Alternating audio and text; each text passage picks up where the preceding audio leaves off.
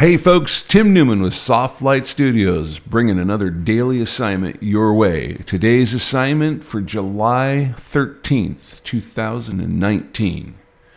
Today's assignment is titled Water Movement.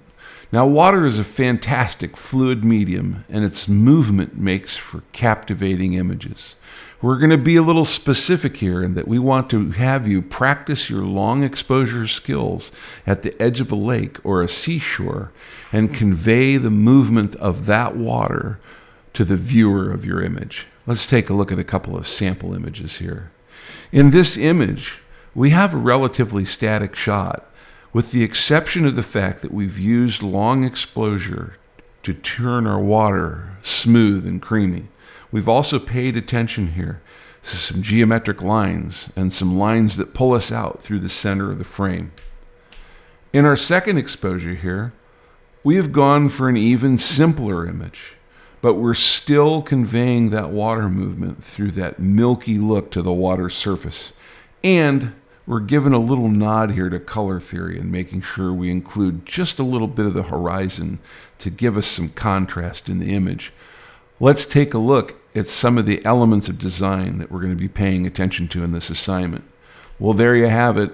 Lines, lines, and lines. We're really thinking about all of the lines in this image.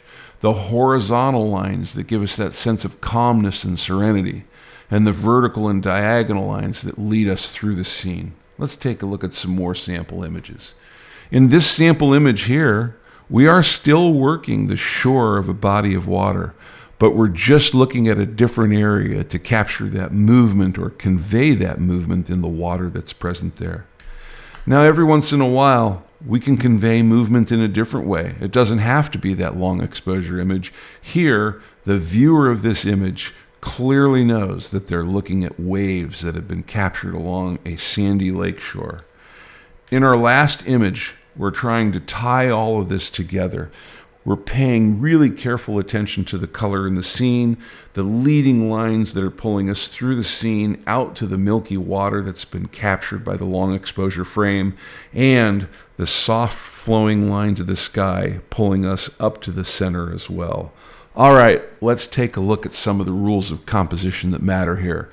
Geometric balance is really important in these images.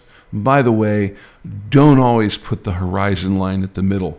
In a lot of these scenes that you have seen, our horizon line is placed in an optimal position to make sure that we are capturing the most interesting elements of the landscape in front of us. Point of view matters. Get down. Make sure that you're at a low level looking over the rocks or over the seashore pulling you out.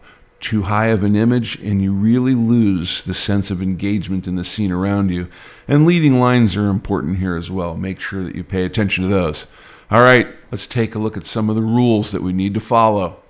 At the top of the list, you see the format required for any image that you're going to submit for the semi-monthly image critique, followed by an example of the naming standard that you should use below. If none of this makes sense to you, please take a look at the Update 01 video that we just recently posted that explains how all of this information should be used.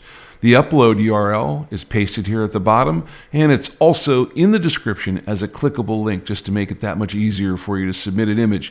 That's darn convenient, by the way, because it's right next to that subscribe button that if you haven't clicked by now, you should soon, so you stay up to date with these daily assignments as we release them. All right, folks, we're out of here, but remember, learning equals skills, practice equals mastery. We'll see you out there.